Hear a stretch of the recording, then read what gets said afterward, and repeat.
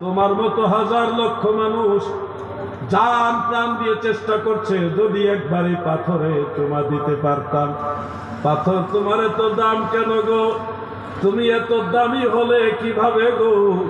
পাথর তোমাকে জানিয়ে দিবে রহমতের নবী আমাকে চুমা দিয়েছে, নবীর কারণে আমি হাজরে আসওয়াদ পাথর এত দামি হয়েছি।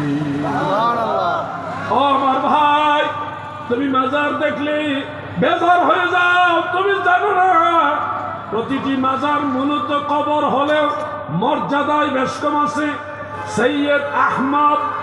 সৈয়দ আহমদুল্লাহ সাহেব রহমতুল্লাহ আলাই গৌসে আজম, অনেকেই বলে থাকেন গৌসুল আজম বা গৌসে পাক, যেভাবে আপনারা বলেন।